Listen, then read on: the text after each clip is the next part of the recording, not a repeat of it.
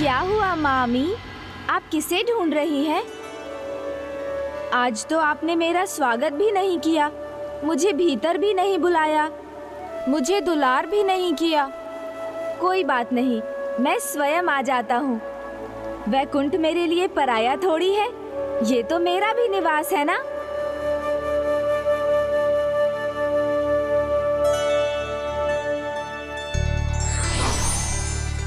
स्वामी,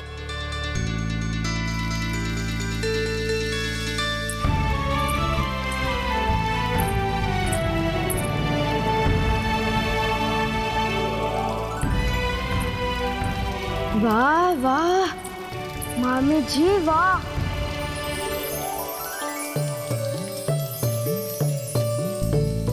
इतनी अच्छी सज्जा, किसी अतिथि की प्रतीक्षा कर रही है मामी जी। कौन आने वाला है? ये सब सजावट किसके लिए है? हाँ वो मेरे लिए। समझ गया, ये सब आपने मेरे लिए ही किया है। धन्यवाद मामी जी। गणेश,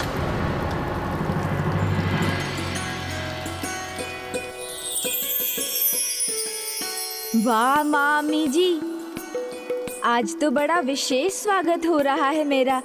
इतने सारे, इतने स्वादिष्ट पकवान, आहा, आनंद आ जाएगा। आप अपने हाथों से खिलाएंगी ना मामी जी? आइए ना मामी जी, मुझे भोजन परोस दीजिए ना।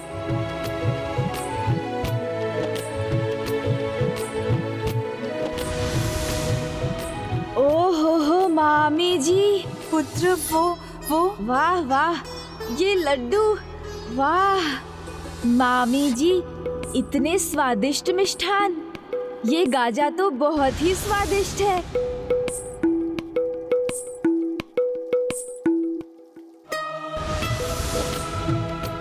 ये भी बहुत स्वादिष्ट है। ओहो मामी जी, खीर भी है, स्वयं आपकी पकाई हुई ना? गणेश, ये सब मैंने अपने पुत्र के लिए। मामी जी, ये खीर तो शरद पूर्णिमा की खीर जितनी स्वादिष्ट लग रही है। ये अपने हाथों से मुझे खिलाइए ना।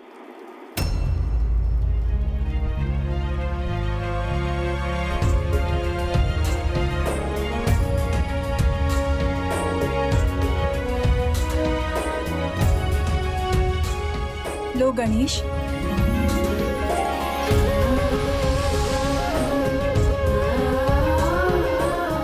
आहा, आनंद आ गया मामी जी। इतनी स्वादिष्ट खीर है, जैसे आपने इसमें अपनी सारी ममता की मिठास घोल दी हो। इतनी विशेष है ये। किंतु पुत्र, तुमने तो मुझे वचन दिया था कि मेरे पुत्र के। गणेश, गणेश, गणेश!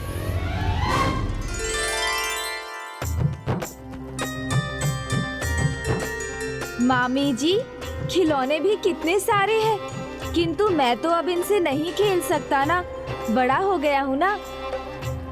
किंतु मामी जी, ये तो बहुत। गणेश, ये तो मेरे पुत्र के। वाह मामी जी, इतने सुंदर वस्त्र, बहुत अच्छे लगेंगे मुझ पर। वाह, इतने अच्छे वस्त्र, किंतु थोड़े छोटे हैं। गणेश, ये भी तो। कोई बात नहीं, छोटे हैं तो क्या हुआ, मैं पहन लूंगा।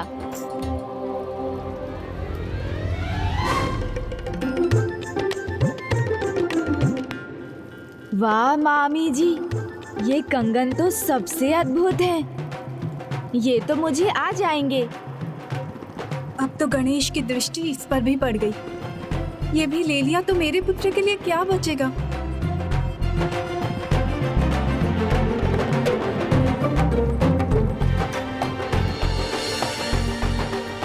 गणेश, गणेश, ये तो मेरे पुत्र के लिए है। प्रभु मयूरेश्वर रूप में हमें वचन दिया था तुमने कि मुझे पुत्र रत्न की प्राप्ति होगी, जिसे सदा मेरे साथ पूजा जाएगा। ये सब तो मैंने उसी के लिए किए हैं। और ये कंगन भी उसी के लिए है। गणेश, गणेश, मैं अब और प्रतीक्षा नहीं सहन कर सकती। मुझे बताओ वो कहाँ है और तुम अपना वचन कब पूर्ण करोगे गणेश? मैं उसी के लिए तो आया हूँ मामी जी। तो शुभ कार्य में विलंब क्यों गणेश? मुझे शीघ्र अपने पुत्र से मिलवा दो ना। अच्छा मामी जी, तो अब आप मेरे साथ आइए।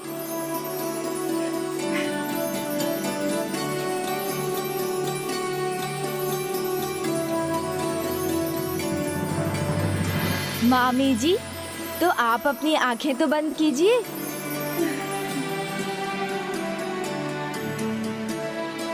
अब आंखें खोलकर देख लीजिए अपने पुत्र को। वो तो आपके सामने ही है माँ।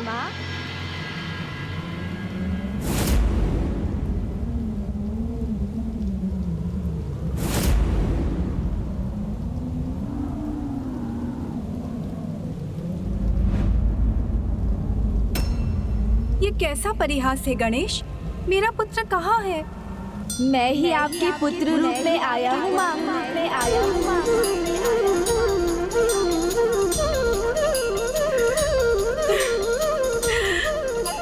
कब से आपको मामी कहकर पुकार रहा हूँ। मामी में पहले तो माँ ही आता है ना मामी जी। किंतु अब मामी नहीं, माँ कहकर पुकारूंगा मैं आपको, क्योंकि मैं ही आपका दत्तक पुत्र बनने आया हूँ। आप मुझे अपने दत्तक पुत्र के रूप में स्वीकार करेंगी ना माँ?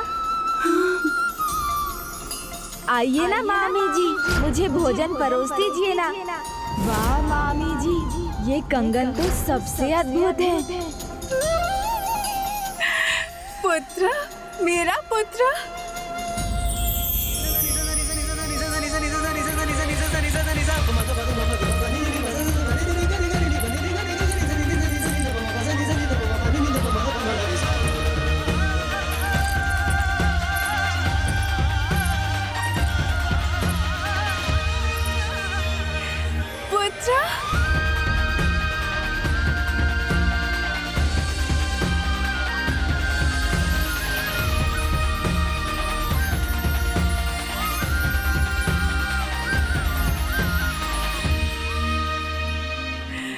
पुत्र, तुम मेरे पुत्र हो।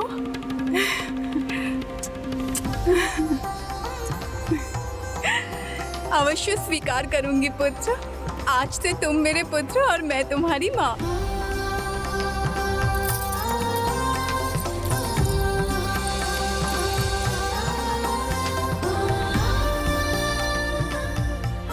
तब मुझे अपनी गोद में बैठने दीजिए ना माँ। हाँ पुत्र, क्यों नहीं।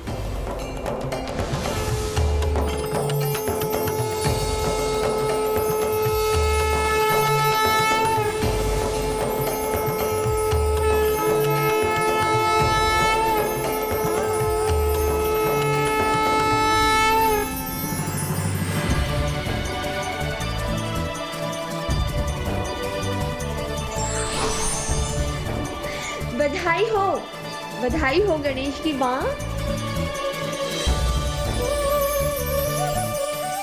सुनती है गणेश की माँ? कहाँ है आप?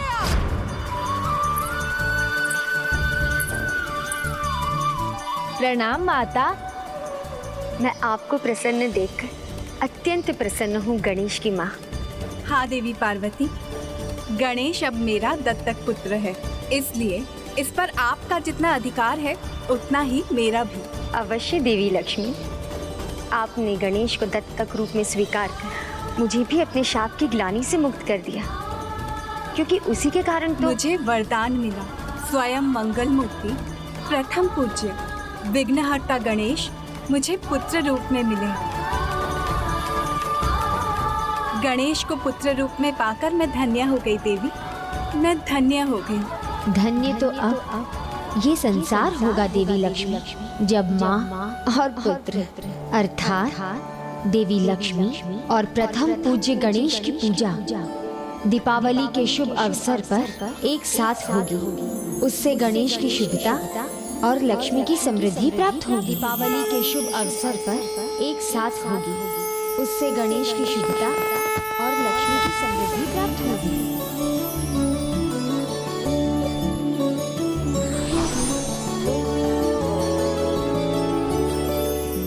प्रणाम श्री हरिनारायण। प्रणाम माता। वक्रतुंड महाकाय सूर्यकोटि समप्रभ निर्विघ्नं कुरु मे देव सर्वकार्येषु सर्वदा। सर्वज्ञे सर्ववरदे सर्वदुष्टभयङ्करी सर्वदुःखहरे हरे महालक्ष्मी नमोस्तुते।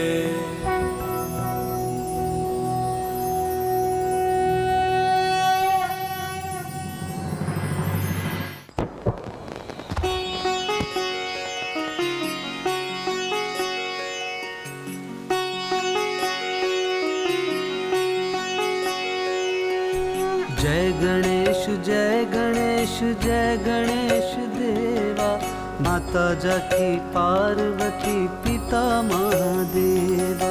जय गणेश जय गणेश जय गणेश देवा, माता जाकी पार्वती पिता महादेवा।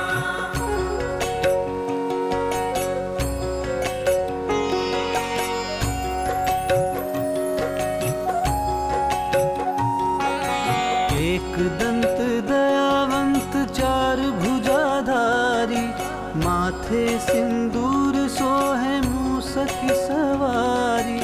एक दंत दयावंत चार भुजाधारी, माथे सिंदूर सोहे मूसक सवारी। पान चढ़े फूल चढ़े और चढ़े मेवा, लड्डुअन का भोग लगे संत करे सेवा।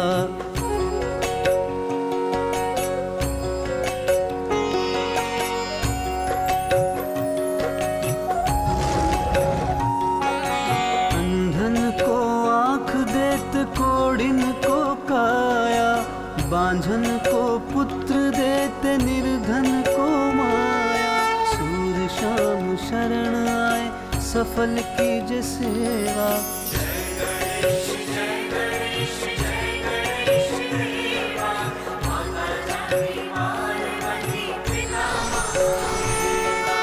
दीनन की लाज राखो शंभु सुतकारी, कामना को पूर्ण करो जग बलहारी। दीनन की लाज राखो शंभु सुतकारी, कामना को पूर्ण करो जग बलहारी। जय गणेश जय गणेश जय गणेश देवा, माता जाकी पार्वती पिता महादेवा।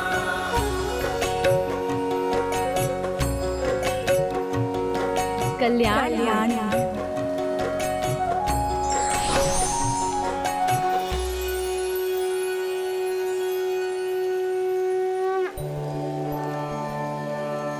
इस मनोहारी दृश्य से किसका जी भर सकता है? किसी का भी नहीं। माँ और पुत्र को एक साथ देखकर अद्भुत आनंद का अनुभव हो रहा है। जी करता है कि देखते ही रहूं, किंतु विवश हूं। जाना होगा। आज्ञा दीजिए देवी लक्ष्मी।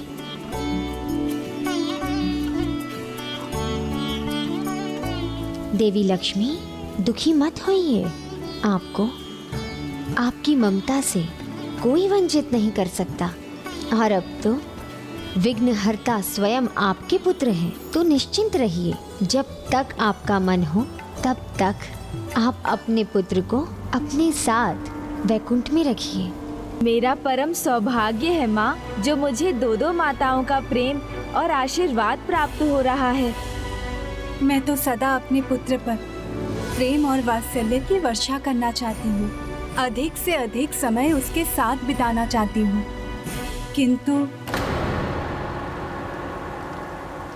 किंतु क्या प्रिय? किंतु स्वामी, मुझे अभी स्वयं कुछ समय के लिए जाना होगा। पुत्र गणेश के साथ से कुछ अवधि के लिए वंचित होना होगा। बस यही दुख है मुझे। क्यों देवी लक्ष्मी? इससे अधिक महत्वपूर्ण और क्या हो सकता है? मेरा प्रण जो मैंने कुछ समय पूर्व लिया था कि जब मुझे मातृत्व का सुख प्राप्त होगा तब मैं 3 महानतम साध्वियों के हल्दी कुमकुम के लिए यात्रा करूंगी। यात्रा? इसमें दुख की नहीं माँ, सुख की बात है, आनंद की बात है। हाँ पुत्र, तुम तो अभी मुझे मिले हो और तुमसे मुझे दूर होना होगा। अभी तो मैंने तुम्हें ठीक से दुलार भी नहीं किया। नहीं माँ, आपको मुझसे दूर जाने की कोई आवश्यकता नहीं। साध्वी माताओं के दर्शन करने जाना तो तीर्थ के समान है और अपने माता पिता को तीर्थ यात्रा पर ले जाना पुत्र का कर्तव्य होता है। तो मैं आपका पुत्र होने के नाते आपको इस यात्रा पर ले चलूंगा। हाँ माँ, मैं साथ चलूंगा। तो आपका समय मुझे तीनों साध्वी माताओं की कथा सुनाने में कट जाएगा। आप मुझे ये कथाएं सुनाएंगी ना माँ? अवश्य। देखा आपने देवी लक्ष्मी, आपका पुत्र गणेश कितना चतुर है।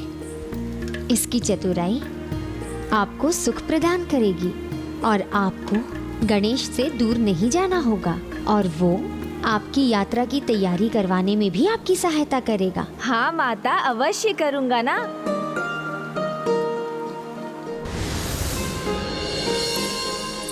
माँ, हाँ पुत्र। माँ, मैंने कह तो दिया मैं आपको हल्दी कुमकुम करने लेकर जाऊंगा, किंतु ये तो मुझे पता ही नहीं कि हल्दी कुमकुम होता कैसा है। बहुत सरल है समझना पुत्र।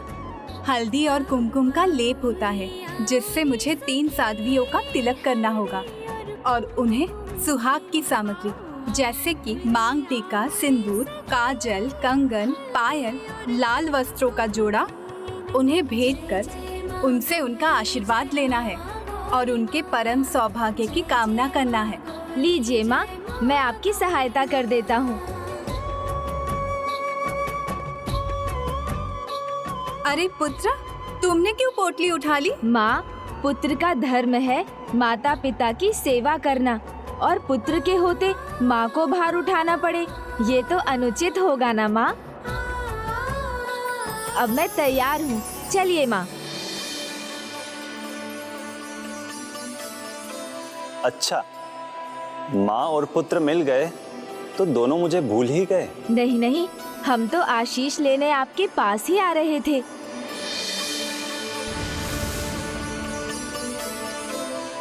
मैं आपको आशीष देता हूँ, आपकी यात्रा सफल होगी। पुत्र गणेश, अपनी माता का ध्यान रखना। ठीक है, अब शीघ्रता कीजिए माँ, चलिए, अन्यथा देर हो जाएगी।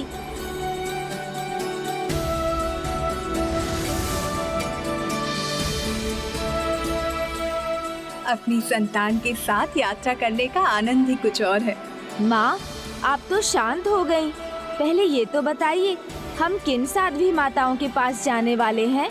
जिन साध्वी देवियों के पास हम जाएंगे उनका नाम है देवी सावित्री। आप मेरे पति की आत्मा को नहीं ले जा सकते यमराज। देवी सुमति अपने पति धर्म की तपोबल को आधार बनाकर सूर्य देव से ये प्रार्थना करती हूँ कि मेरे पति के प्राणों की रक्षा के लिए आज उदित ही ना हो। किंतु सर्वप्रथम हम जाएंगे गुरु माता देवी अरुंधति के आश्रम।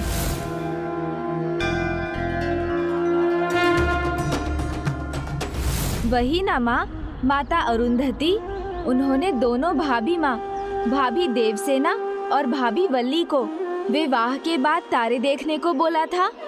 हाँ पुत्र। किंतु माँ, माता अरुंधति ने ऐसा क्या किया था जो उन्हें इतनी प्रतिष्ठा मिली कि एक तारा उन्हीं के नाम पर है और वो भी सप्त ऋषियों के इतने निकट? प्रेम भाव संसार में सबसे श्रेष्ठ भाव होता है और पति पत्नी के संबंध में परस्पर प्रेम के साथ त्याग की भावना भी जुड़ी होती है। देवी अरुंधति के मन में अपने पति के प्रति अद्भुत प्रेम था, जिन्हें पाने के लिए उन्होंने अथक तपस्या की, त्याग किया, यहाँ तक कि पुनर्जन्म भी लिया और उनके पवित्र प्रेम के फल स्वरूप उन्हें यथोचित पुरस्कार भी मिला। तब तो मुझे उनकी कथा सुनाइए ना माँ। आओ पुत्र, उनके आश्रम की ओर जाते जाते मैं तुम्हें उनकी कथा भी सुनाती हूँ। देवी अरुंधति की कथा का आरंभ उनके पिछले जन्म से होता है, जब उनका जन्म प्रभु ब्रह्मदेव की मानस पुत्री के रूप में हुआ था।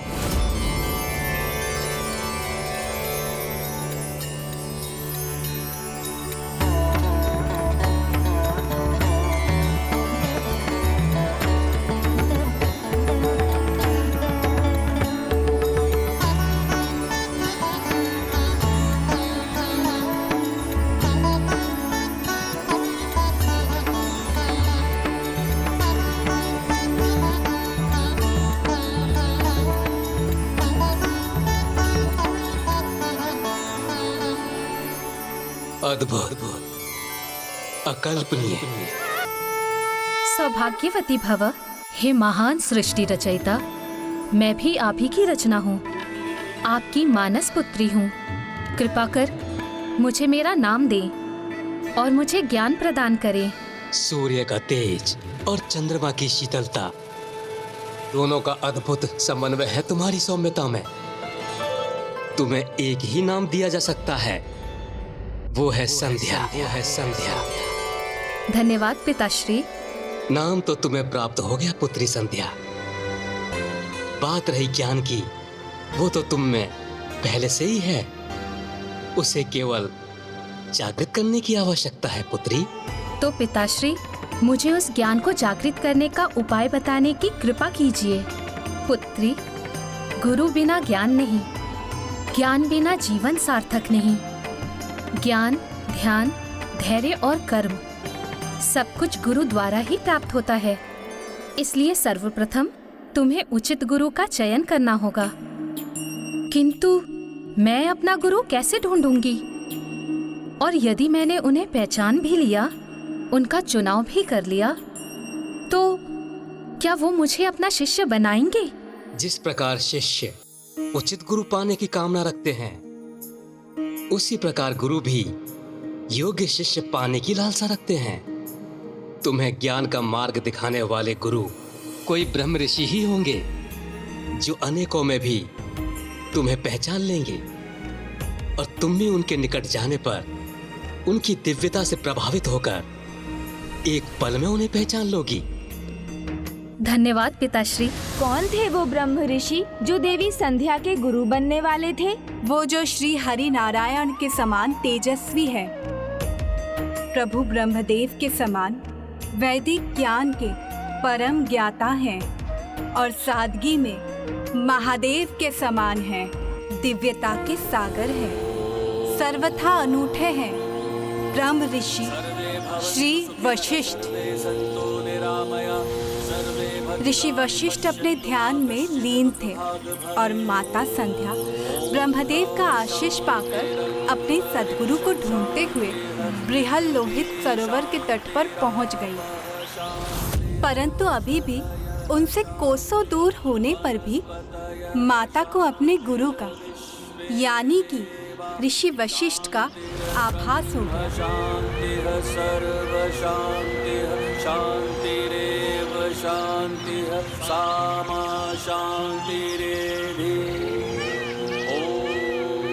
कितना अद्भुत और दिव्य वातावरण है। यहाँ पहुँचते ही मेरा मन का झुकाव ध्यान समाधि की ओर जाने लगा है।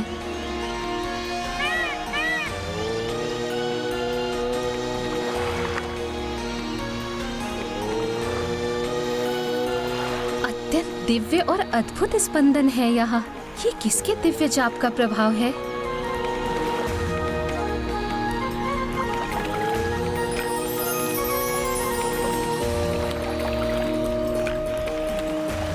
तुम्हें ज्ञान का मार्ग दिखाने वाले गुरु कोई ब्रह्म ऋषि ही होंगे और तुम भी उनके निकट जाने पर उनकी दिव्यता से प्रभावित होकर एक पल में उन्हें पहचान लोगी।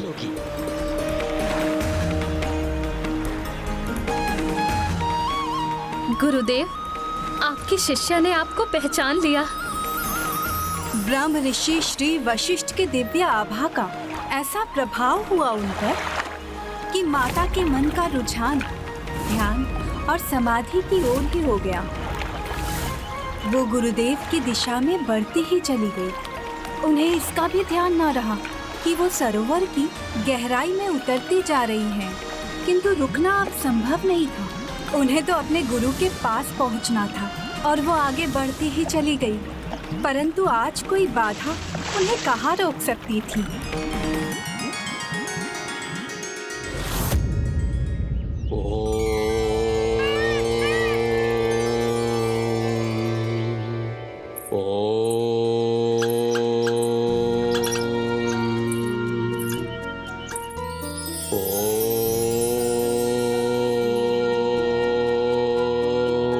गुरुवर,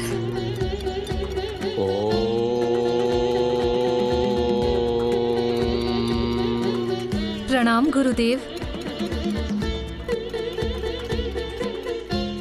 उठिए देवी संध्या।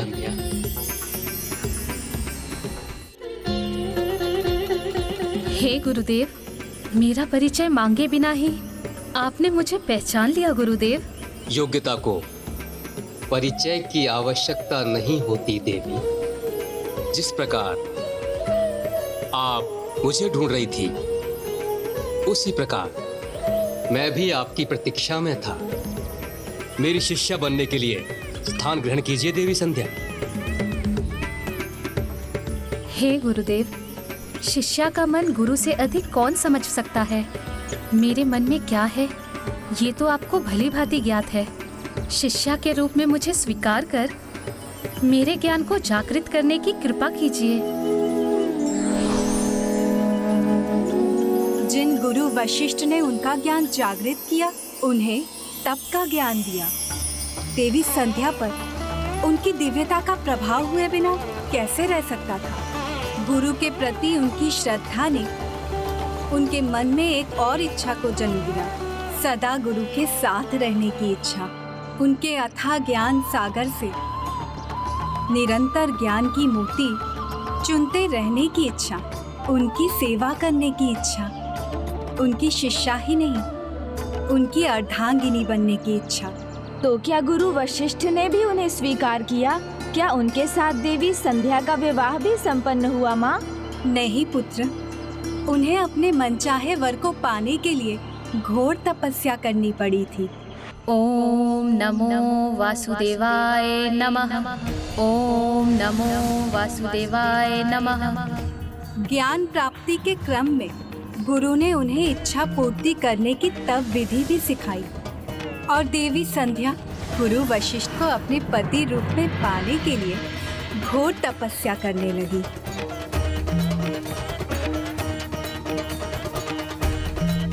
ऋषि वशिष्ठ द्वारा बताए तपस्या के मार्ग पर चलते हुए उन्होंने अत्यंत कठोर तप किया, जिसमें पहले 6 दिनों तक अन्न जल कुछ ग्रहण नहीं किया और फिर प्रत्येक तीसरे दिन ही कम मात्रा में एक पत्र भर भोजन किया। भूमि पर ही अपनी शैया बिछाई, उसी पर विश्राम करने लगी। फिर देवी संध्या पूर्ण समर्पण के साथ अपनी तपस्या में लीन हो गई और अनेकों वर्षों तक तपस्या में लीन रही। फिर दिन हो या रात हो, ऋतुओं का कैसा भी आघात हो, उनके तपस्वी मन पर कोई घात नहीं लगा सका। वो निरंतर एकाग्रचित्त रहकर उसी में डूबी रही। अनेकों वर्षों के उनके इस तप के बाद स्वयं स्वामी श्री हरि नारायण प्रसन्न हुए, उन्हें अपने दर्शन प्रदान किए।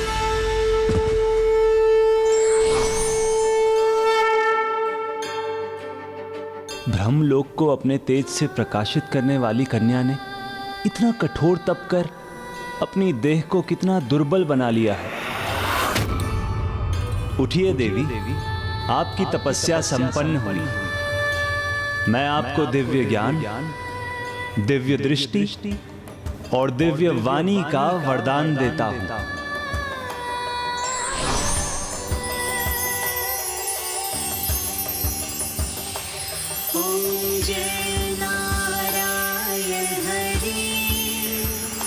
स्वामी जय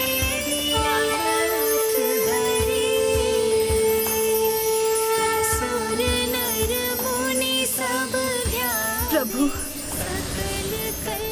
प्रणाम प्रभु। देवी, मैं आपकी तपस्या और आपकी निष्ठा से अत्यंत प्रसन्न हूँ। मेरे वरदान के अतिरिक्त मैं आपको आशीर्वाद भी देता हूँ कि आपने जिस इच्छा से ये अनुष्ठान किया है वो अवश्य पूर्ण होगा।